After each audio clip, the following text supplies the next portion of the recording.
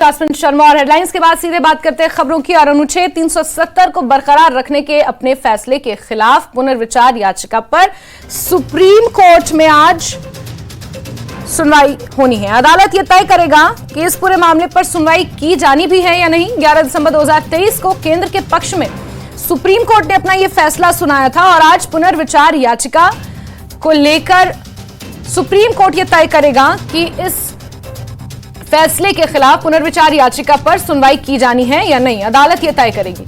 गौरतलब है कि 11 दिसंबर 2023 को केंद्र के पक्ष में फैसला सुनाया गया था और आज इस पुनर्विचार याचिका पर सुप्रीम कोर्ट को सुनवाई करनी है या नहीं, इसको लेकर सुप्रीम कोर्ट आज अपना फैसला सुनाएगा। बड़ी खबर आपको बता रहे हैं, अनुच्छेद 370 को लेकर 11 दिसंबर 2023 को सुप्रीम कोर्ट ने 16 दिन तक चली लंबी सुनवाई, तर्क वितर्क और तमाम दलीलों के बाद केंद्र के पक्ष में यह फैसला सुनाया था और अब इस पर पुनर्विचार याचिका दायर की गई है और इस पुनर्विचार याचिका पर सुनवाई होनी है या नहीं, इसे कंसिडर किया जाएगा सुनवाई के लिए या नहीं, इस पर सुप्रीम कोर्ट आज अपना फैसला सुनाएगा। लगातार क्षेत्रीय पार्टियां इस फैसले आने के बाद सवाल खड़े कर रही हैं और इसी के मद्देनजर पुनर्विचार याचिका सुप्रीम कोर्ट में लगाई गई थी और अब सुप्रीम कोर्ट को यह तय करना है कि इस पूरे मामले पर सुनवाई दोबारा होगी या नहीं होगी। इस पुनर्विचार याचिका पर सुनवाई की जानी है या नहीं, यह सुप्रीम कोर्ट आज तय करेगा।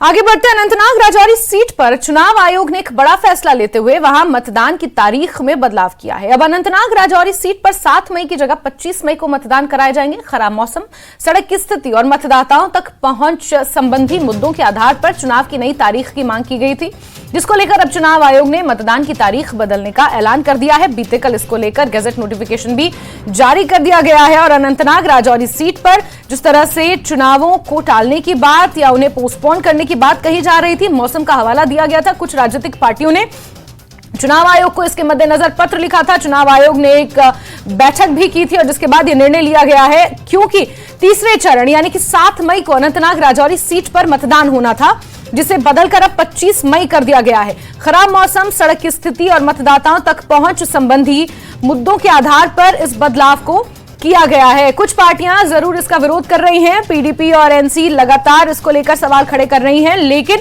मौसम जिस तरह से खराब बना हुआ है, वहां पर सड़क स्थिति को देखते हुए, खराब मौसम को देखते हुए मतदाताओं को दिक्कतों का सामना न करना पड़े मतदान के लिए, इन तमाम पहलुओं को देखते हुए इलेक्शन कमीशन ऑफ इंडिया ने यह निर्णय लिया है और 7 मई की जगह अब अनंतनाग राजौरी सीट पर 25 मई को चुनाव कराने का निर्णय लिया है। इसको लेकर नोटिफिकेशन भी निर्वाचन आयोग ने जारी कर दिया है।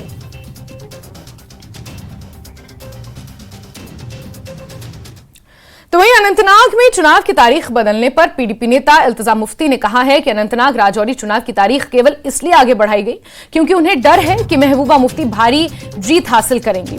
वो संसद में निडर आवाज नहीं चाहते, लेकिन हम इस चुनौती को स्वीकार करते हैं और ये सुनिश्चित करेंगे कि वो बड़े अंतर से जीतें। तो जिस तरह बीती रात चुनाव आयोग ने यह निर्णय लिया, इसको लेकर नोटिफिकेशन जारी किया है। प्रतिक्रियाओं का सिलसिला भी शुरू हो चुका है। पीडीपी नेता हैं इल्तिजा मुफ्ती, उन्होंने ये कहा है कि ये एक चुनौती के समान है। ये निर्णय इसलिए लिया गया है, इस इन्फ्लुएंस में आके लिया गया है क्योंकि राजनीतिक पार्टियां जानती हैं कि महबूबा मुफ्ती भारी मतों से यहां पर जीत रही हैं, इसीलिए उन्हें कमजोर करने के लिए, पीडीपी को कमजोर करने के लिए इन चुनावों को पोस्टपोन किया जा रहा है।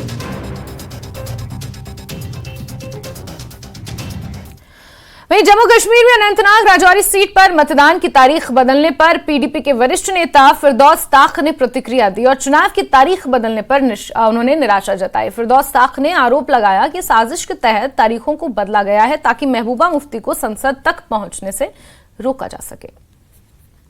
के बाद जम्मू कश्मीर की आवाम को ऐसा लग रहा था कि जो वो घुटन और डर का माहौल जम्मू कश्मीर में बना है, उसके खिलाफ वो इजहार डेमोक्रेटिकली और अपने वोट के जरिए उसकी रिजेंटमेंट शो कर सकते हैं।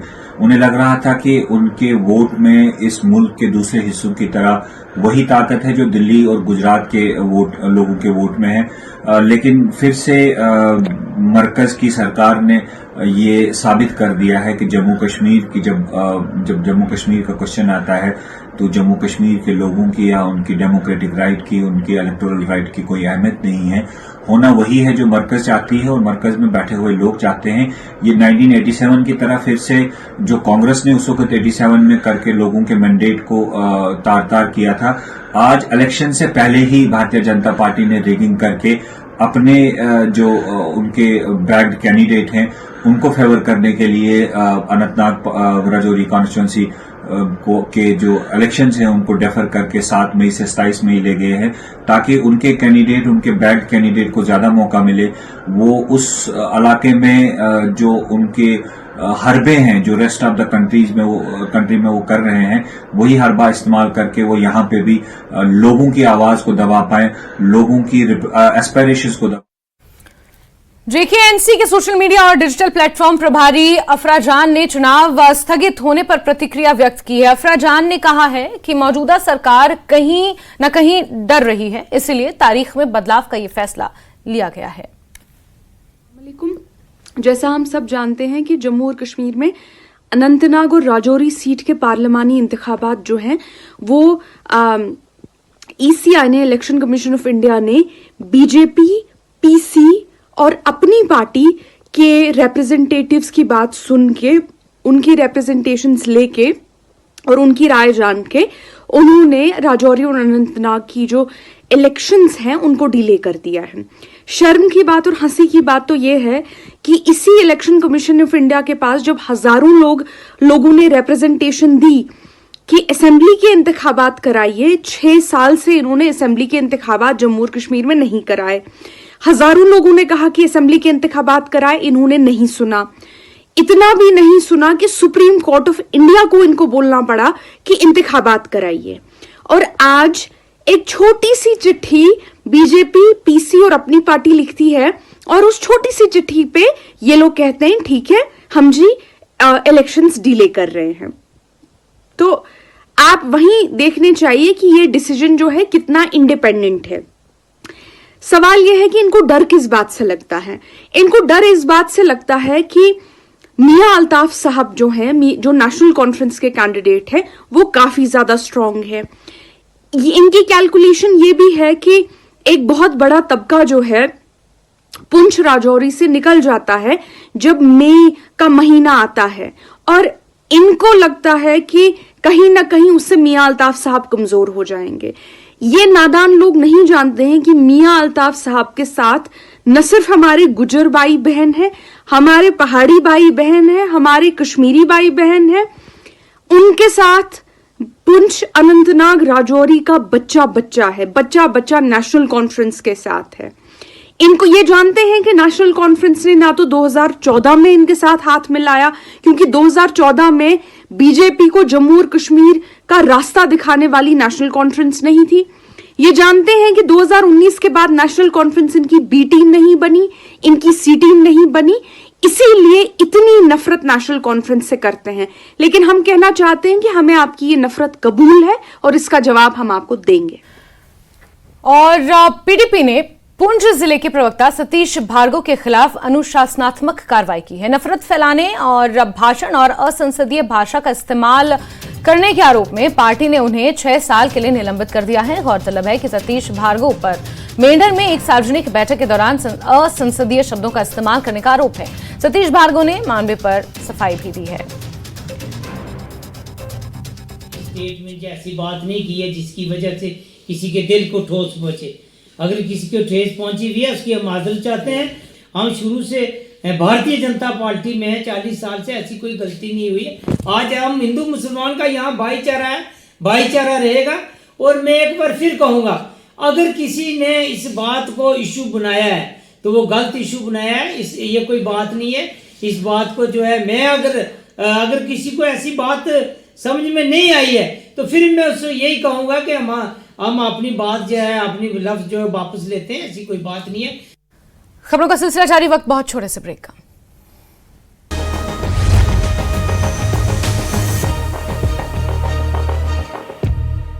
वोट देने पुंछ में ऊंचाई वाले क्षेत्रों में ताजा बर्फबारी, जिसकी वजह से तापमान में भारी गिरावट। ट्रैफिक एसएसपी रविंदर पाल सिंह ने श्रीनगर लेह राजमार्ग पर सड़क की स्थिति का लिया जायजा। कहा, जो जिला मार्ग आज तक रहेगा बंद।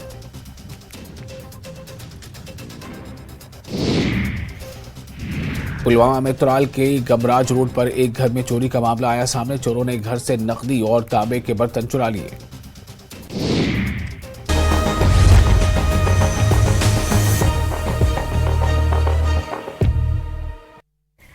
चलिए आगे बढ़ते हैं और उधमपुर के बसंतगढ़ में 3 दिन पहले हुए आतंकी हमले के बाद कठुआ के बनी इलाके के डगर गांव में एक बड़े ग्रुप में आतंकी देखे गए हैं। ये आतंकी ड्रोन के जरिए स्पॉट किए गए हैं। इन पर चॉपर से भी नजर रखी जा रही है। वहीं पैराट्रूपर्स ने इन आतंकियों को चारों ओर से घेर रखा है। जल्द ही आतंकियों से मुठभेड़ भी हो सकती है, ऐसा अनुमान है, जिसके लिए सुरक्षा बल पूरी तरह से तैयार है। और बड़ी खबर आपको बता रहे हैं, जहां उधमपुर के बसंतगढ़ में अशांति फैलाने के इरादे से आतंकवादी देखे गए थे और तभी से 3 दिन पहले से ही सर्च ऑपरेशन बड़े पैमाने पर चलाया जा रहा है। पैराट्रूपर्स ने मोर्चा संभाल रखा है। जम्मू कश्मीर पुलिस के साथ साथ सीआरपीएफ और सेना के जवान भी डटे हुए हैं। 3 दिन हो गए हैं और अलग अलग गुटों में इन आतंकवादियों को देखा गया है। ड्रोन के जरिए इन्हें स्पॉट किया गया है और अब इस सर्च ऑपरेशन का 3रा दिन है, जहां आतंकवादियों की तलाश अभी भी लगातार जारी है। इलाके में चॉपर्स के जरिए नजर रखी जा रही है। पैराट्रूपर्स ने चारों ओर से आतंकियों को घेर लिया है। ऑपरेशन ऑल आउट पर सुरक्षा बल डटे हुए हैं। बड़ी खबर बता रहे हैं आपको बसंतगढ़ में, क्योंकि शांतिप्रिय इलाका था और यहां पर अशांति फैलाने की कोशिश उसकी मंशा से माना यह जा रहा है कि चुनावों से ठीक पहले माहौल बिगाड़ने की मंशा से आतंकवादी इस तरह की हरकत को अंजाम देने की फिराक में थे, लेकिन उन्हें स्पॉट कर लिया गया है और अब गुटों में वो छिपे हुए हैं। समीर का रुख कर लेते हैं, हमारे सहयोगी इसी खबर पर जुड़ गए हैं। समीर, क्या अपडेट्स मिल रहे हैं मौके से? क्योंकि बताया जा रहा है ऑपरेशन ऑल आउट पर डटे हुए हैं और हो सकता है कि मुठभेड़ भी इन आतंकवादियों से करनी पड़े।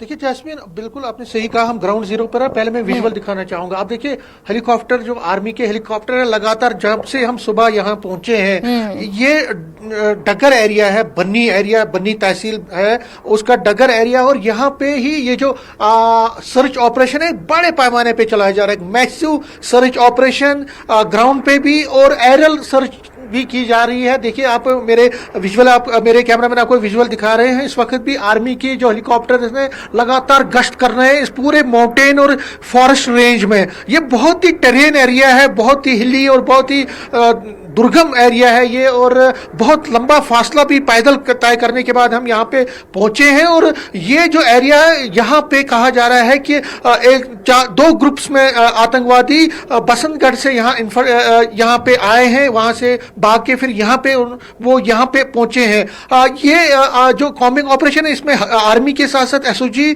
और जम्मू कश्मीर पुलिस है, ये ज्वाइंट ऑपरेशन चल रहा है परसों शाम से इस पूरे एरिया में, इस बन्नी के डगर एरिया और आसपास के सभी एरियाज में। और जो पहाड़ी इलाका है, देखिए उस पर सबसे ज्यादा कंसंट्रेशन किया जा रहा है, क्योंकि ऐसा कहा जा रहा है कि ये जो आतंकवादी हो सकता है ये कहीं जंगलों में छुपे हों, किसी घने जंगलों का सहारा लेके कहीं पहाड़ी इलाके में छुपे हों। तो अब हेलीकॉप्टरों की कल भी हमने देखे बहुत सारे हेलीकॉप्टर यहाँ पे प्रेस किए गए थे। कई हेलीकॉप्टरों में तो जो आर्मी के जवान थे उनको यहाँ पे उतारा गया था, जिन्होंने फिर सर्च ऑपरेशन शुरू किया। लेकिन आज हेलीकॉप्टर के जरिए दोबारा इस सर्च किए जा रहे हैं। ये जो मैं आपको पीछे ये जो पहाड़ी दिखाना चाहूंगा जैस्मिन, कहा जा रहा है ये जो पहाड़ी है इसके पीछे ही बसंतगढ़ है। अगर आप यहाँ से पैदल चलते हैं तो इस माउंटेन रेंज के बगल में उसके पीछे बसंतगढ़ एरिया है। और कहा जा रहा है कि बसंतगढ़ में जो एक वीडीसी मेंबर मोहम्मद शरीफ की हत्या करने के बाद ये आतंकवादी इन्हीं रूट से यहाँ पर पहुंचे हैं। कहा जा रहा है कि एक यहाँ पे लोकल आदमी है, उसके घर में ये गए, उन्होंने उनसे खान पान की चीजें मांगी और भी कुछ चीजें मांगी और उसके बाद पैसा भी दिया उन्होंने। लेकिन जब ये जो शख्स है इसने जब पुलिस को इन्फॉर्म किया तो ये आतंकवादी भाग निकलने में वहां से तो कामयाब हुए। कहा जा रहा है कि उनके पास राइफल्स भी हैं और ये कहां गए हैं अब उनको सपोर्ट किया जा रहा है। और कल से उनके परसों शाम से जब से ये आतंकवादियों का ग्रुप यहाँ पे पहुंचा है तब से ये कॉम्बिंग ऑपरेशन चल रहा है, यहाँ पे सर्च ऑपरेशन चल रहा है। यहाँ पे एक लोकल आदमी है, लोकल यंग है, उनसे हम बात करेंगे। इस एरिया में रहते हैं। क्या नाम है आपका? मेरा नाम योगेश्वर शर्मा है, मैं ढग्गर का ही रहने वाला हूँ। आप डगर से। हाँ जी। क्या हुआ है, ये जो सर्च ऑपरेशन क्यों चलाया जा रहा है? ये कुछ दिन पहले जहाँ पे आतंक गतिविधि हुई थी बसंतगढ़ के इलाके में, वहाँ पे एक इन्होंने बीसीडी के मेंबर को मारा था। उसके बाद वहाँ पे मैसिव सर्च ऑपरेशन स्टार्ट हुआ, तो उसके बाद वो आतंकवादी बसंतगढ़ से भाग के ढग्गर के इलाके, जो पीछे इलाका दिख रहा पहाड़ी इलाका, वहाँ पे आए हुए थे। वहाँ पे किसी स्थानीय लोग पे थे, उनको वहाँ पे उनके घर में आए, वहाँ से उन्होंने, क्या नाम था जो स्थानीय था? स्थानीय अभी उनका नाम हम डिस्क्लोज नहीं कर पा रहे हैं, तो उनके घर में आए, वहां से उन्होंने वहां से खाने के लिए उन्हें वहां पे शीप भेड़ू मांगा और उसको काटा, बनाया उसको, और उसके बाद उन्होंने उसको 3 बर्तन में, बड़े 3 बर्तन में बनाया। और ये भी बताया जा रहा है कि 2 उनके खुद के बर्तन थे और 1 बर्तन उन्होंने मांग के लिया उनसे, और उनको पैसे भी दिए उसके। और उसके बाद वो उन्होंने पैक करके वापस ले गए, उसको पैक करके वो ले गए, और आधे पौने घंटे में वो वापस आ रहे हैं। 3 लोग स्पॉट हुए। और एक और सूचना मिली हुई है कि एक और आदमी को 3 और शख्स मिले। जब उनने पुलिस को इन्फॉर्मेशन दी, आर्मी को इन्फॉर्मेशन दी, तो देखा जा रहा था कि उनका जो उन्हें शक्लें बताई, मतलब जैसे उनका वो बताया, तो वो अलग अलग था। तो इसका मतलब 6 लोग जो हैं वो विजुअल देखे गए हुए हैं, और ऐसे मानना जा रहा है कि शायद 10 से 12 लोग हों, ये मानना जा रहा है, लेकिन 6 लोग जो हैं विजुअली स्पॉट हो चुके हैं। तो आप जैसे देख रहे हैं, जहाँ पे अभी पूरा कल भी हेली की तरफ से जहाँ पे पैरा कमांडो उतारे गए हैं, और आज भी आर्मी के देखो मैसिव सर्च ऑपरेशन चला हुआ है। कल देर रात तक ये ड्रोन ऑपरेशन भी जहाँ पे देखने को मिला था, रात को 11 बजे तक ये ड्रोन ऑपरेशन से पूरा एरिया सर्च हुआ था। और आज सुबह से 8:30 बजे के बाद आप हेली से ये पूरा मैसिव सर्च चला हुआ है। और जहाँ पे दूसरी तरफ से पैरा कमांडो के ये जो एरिया आप दिखाएं, पीछे देखने चाहेंगे तो ये जो एरिया है, इस एरिया से भी आर्मी आ चुकी है, इस एरिया से आर्मी आ चुकी है, और इस एरिया से भी अभी आर्मी जा रही है। तो उनके पास अभी एक ही रास्ता बच रहा है, वो है ऊपर पहाड़ियों में, लेकिन ऊपर पहाड़ी में अभी बर्फ है, तो वहां पे जा नहीं सकते हैं। टेम्परेचर बहुत डाउन है, ठंड बहुत है। अगर ऊपर जाते ही तो उनको रहने के लिए, खाने के लिए कुछ नहीं मिलेगा। तो डेफिनेटली अभी जो हम अनुमान लगा रहे हैं एज ए लोकल, हम यही कह सकते हैं वो इसी एरिया में छुपे हुए हैं। तो आर्मी का जो जैसे अभी मैसिव सर्च ऑपरेशन चल रहा है, और यहाँ से सूचना मिली हुई है कि बसंतगढ़ से एक और आर्मी की टुकड़ी आ रही है। ये नॉर्थन कमांड और वेस्टर्न कमांड दोनों ज्वाइंट ऑपरेशन कर रहे हैं, तो वो इस एरिया से चढ़ाई कर रहे हैं और दूसरी तरफ से आ रही हुई है। और अभी जहाँ से हमें सूचना मिली है कि जैसे ये हेली का ऑपरेशन, जो सर्च ऑपरेशन खत्म होता है, उसके बाद ये फिर से ड्रोन ऑपरेशन स्टार्ट करने जा रहे हैं।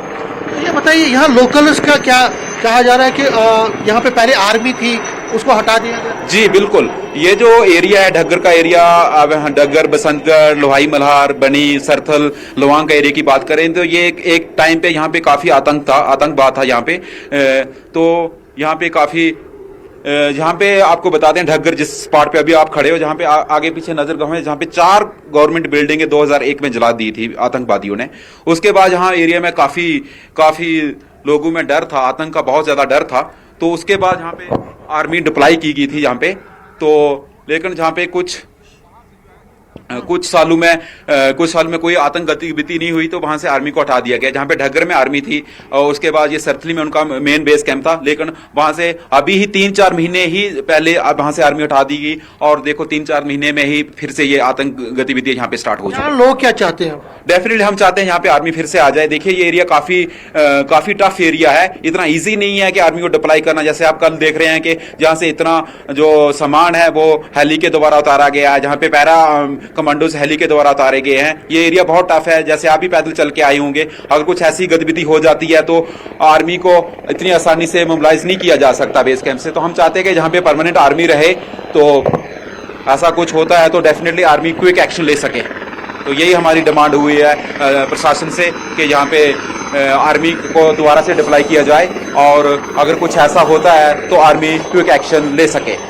जी समीर। देखिए जैस्मिन, आपको देख रहे हैं हेलीकॉप्टर के जरिए हेलीकॉप्टर अब उतारा गया है। ये बिल्कुल लाइव विजुअल आप देख रहे हैं, और हेलीकॉप्टर को इसी तरह से इनकी यहाँ पे उतारा भी जा रहा है, फिर उनकी फिर दोबारा वो सर्च करते हैं। ये लगातार कल भी जो यहाँ लोकल भी कह रहे थे कि कल से कह रहे थे कि कल भी ये चीज रही, और आज भी सुबह से 8:30 बजे से लगातार ये सर्च ऑपरेशन चल रहे हैं। तो आर्मी अपनी तरफ से, एसओजी अपनी तरफ से, पुलिस अपनी तरफ से लगातार कोशिश कर रही है कि जो आतंकवादी जिनका शुबा है कि तकरीबन 6 से ज्यादा आतंकवादी 2 ग्रुप्स में हैं, उनको जल्द से जल्द ट्रैक किया जाए। ठीक है। मैंने जिस तरह से कहा, बहुत ही टफ एरिया है। यहाँ पे पहले आर्मी हुआ करती थी, लेकिन जो लोकल्स कह रहे हैं कि 6 महीने पहले आर्मी को यहाँ से हटा दिया गया था। जी जी बिल्कुल बिल्कुल समीर, और अब दोबारा क्योंकि शांति यहाँ पर स्थापित हो गई थी और उसके बाद क्योंकि सिर्फ बसंतगढ़ ही नहीं बल्कि बहुत से ऐसे इलाके हैं जहां से आर्मी को फिर हटा दिया गया था, लेकिन मौके की तलाश में आतंकवादी थे और एक बार फिर से दहशत फैलाने की कोशिश उनके द्वारा की जा रही है। लेकिन बड़ी बात यह है कि ऑपरेशन ऑल आउट यहाँ पर शुरू हो चुका है। बहुत जल्द माना यह जा रहा है कि आतंकवादियों के साथ मुठभेड़ भी हो सकती है, क्योंकि स्पॉट वो लोग हो गए हैं, बस उन तक पहुंचना एक चुनौती है। बहुत शुक्रिया समीर हमारे साथ जुड़ने के लिए। खबरों का सिलसिला जारी रहेगा, लेकिन वक्त बहुत छोटे से ब्रेक का।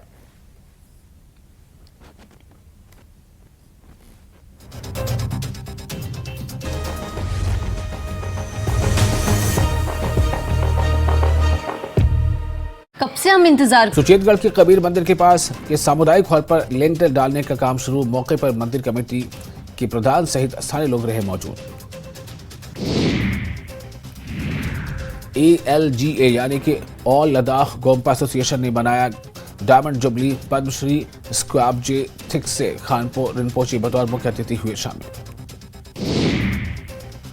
शोपियां के हीरपुरा में हुई ताजा बर्फबारी, तापमान में आई गिरावट।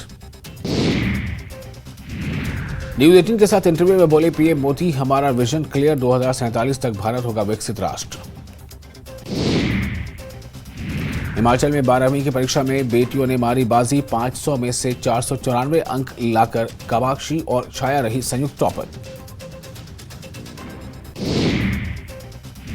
केंद्रीय मंत्री अनुराग ठाकुर का राहुल गांधी पर पलटवार, SC, ST और OBC का हक छीनने का लगाया आरोप। राहुल ने पीएम मोदी को बताया था आरक्षण खत्म करो गैंग का सरगना।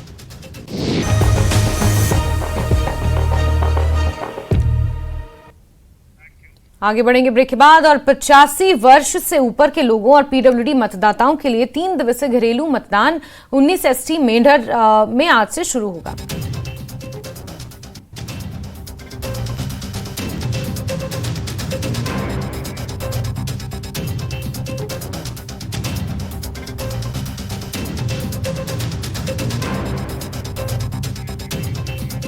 कहाँ है मीटिंग वाला anchor link?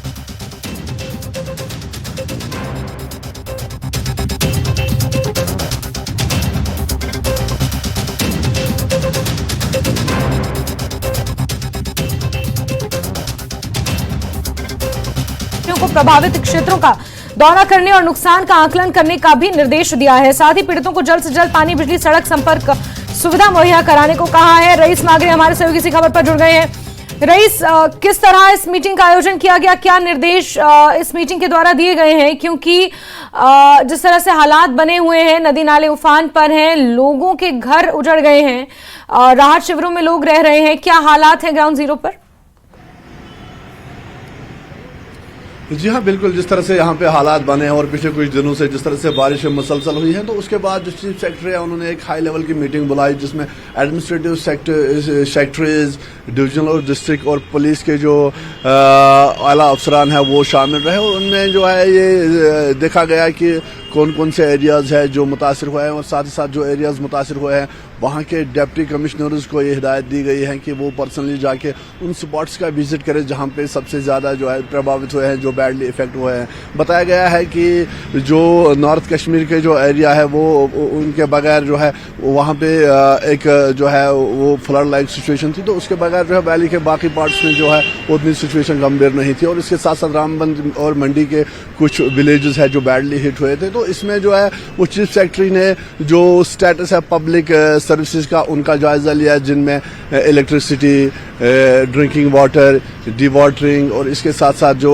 Distribution of food grains है, सैनिटेशन है, जो इम्पोर्टेंट सर्विसेज है उनका जायजा लिया गया। और साथ ही साथ ये जो डिप्टी कमिश्नर्स हैं उनको हिदायत दी गई कि वो पर्सनली इन स्पॉट्स का विजिट करे जहाँ पे ये जो है इस तरह की जो इमरजेंसी सिचुएशन पनप आई है, जहाँ पे फ्लड लाइक सिचुएशन हुई है और जहाँ पे लोग जो है वो इफेक्ट हुए हैं, वो उन स्पॉट्स का वो पर्सनली विजिट करें। और यहाँ पे भी हम लगातार देख रहे हैं कि जिस तरह से यहाँ पे फ्लड लाइक सिचुएशन थी, बारिशें चारों ओर से जो है वो पानी ही पानी दिख रहा था। तो उसके बाद जो है ये हाई लेवल मीटिंग बुलाई गई जिसमें जो है ये जो एडमिनिस्ट्रेशन लेवल के जो आला अफसरान हैं वो शामिल रहे। और उनको कहा गया है कि एक तो वो जितना भी डैमेज हुआ है उसको उसकी असेसमेंट जो है वो दें और साथ ही साथ जो रिलीफ के जो मेजर्स हैं उनको इमीडिएटली एज पर नॉर्मल जो है वो पहुंचाया जाए। और इसके साथ साथ जो डिविजनल कमिश्नर है, डिविजनल एडमिनिस्ट्रेशन को भी कहा गया है कि वो इन मौकों पे प्रोएक्टिव रहा करे ऐसी सिचुएशंस में।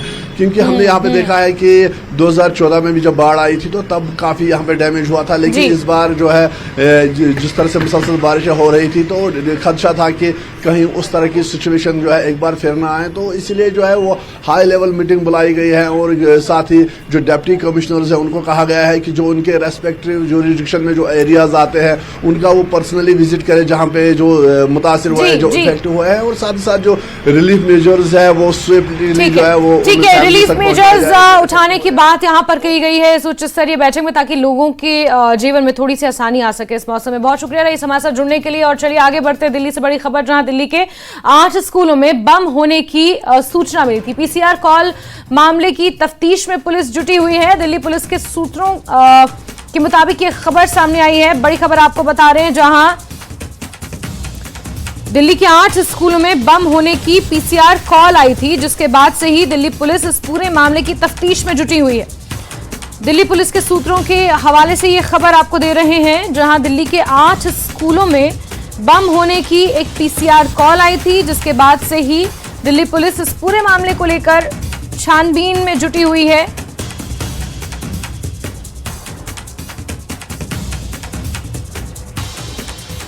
शंकर आनंद हमारे सहयोगी ज्यादा जानकारियों के साथ जुड़ गए फोन लाइन पर। जी शंकर, बताएं जरा तफसीलात इस पूरे मामले पर।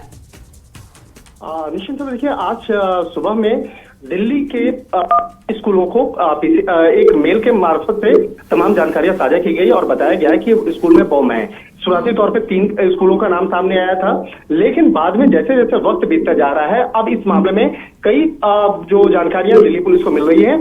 अब इस मामले में अपने तमाम दर्शकों को मैं अपडेट करना चाहूंगा कि कुल स्कूलों की संख्या 11 हो चुकी है, यानी कि दिल्ली के 11 स्कूल जहां पर बम होने की जानकारी मिली है।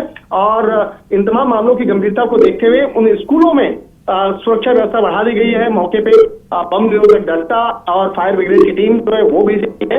लेकिन सबसे बड़ी बात है जसवंत कि अभी तक इस मामले में कहीं से एक राहत की खबर कही जा सकती है कि अभी तक उन स्कूलों में कहीं से भी कोई भी संदिग्ध सामान बरामद नहीं हुआ है। और स्कूल प्रशासन के द्वारा उन तमाम जो छात्र आज स्कूल पहुंचे, उनके माता पिता और उनके तमाम जो अभिभावक हैं, उनको बहुत आसानी से और शांत तरीके से समझाया गया और उनके बच्चों को वापस किया गया। हालांकि उनके पेरेंट्स थे वो जरूर इस बात को लेकर कह रहे थे कि ये मामला क्यों अचानक टूटी हुई है और आपाधापी ना हो। तो एक तरह से कह सकते हैं कि अभिभावकों को बहुत शांत तरीके से उनको स्कूल से वापस घर जाने के लिए कहा गया। लेकिन अब दिल्ली पुलिस की कई यूनिट अब इस मामले की पड़ताल में जुटी है कि आखिर ये 11 कॉल स्कूलों में अचानक इस तरह के कॉल कैसे आए हैं, किस तरह से इस मेल की जानकारी भेज करके बम होने की जानकारी साझा की गई है।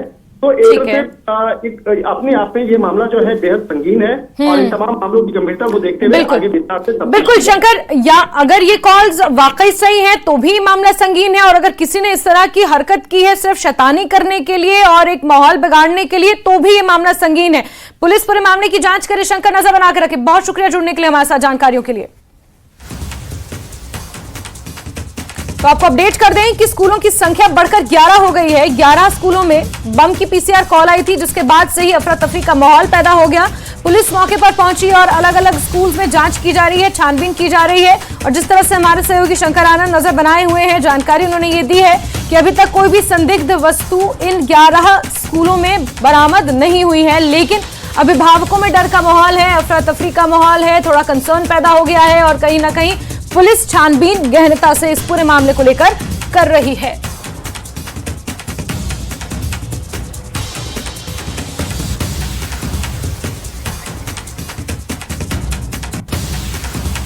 चलिए बढ़ते हैं आगे और बारामूला से खबर है, जहां पुलिस ने संपत्ति कुर्क की कार्रवाई की है। पुलिस ने लाखों की संपत्ति को कुर्क किया है। पाकिस्तान स्थित 7 आतंकी आकाओं की संपत्ति को कुर्क किया है। 88 सीआरपीसी की धाराओं के तहत ये कार्रवाई की गई है और लाखों की संपत्ति इन आतंकवादियों की कुर्क की गई है। आपको बता दें कि पाकिस्तान में ये 7 आतंकी फिलहाल स्थित हैं और आतंकियों के आका माने जाते हैं। उनकी संपत्तियों को कुर्क किया है। बारामूला में पुलिस ने संपत्तियों की कुर्की की कार्रवाई की है। 7 आतंकियों के सरगनाओं की ये संपत्ति कुर्क हुई है। 88 सीआरपीसी की धाराओं के तहत इस कार्रवाई को अंजाम दिया गया है।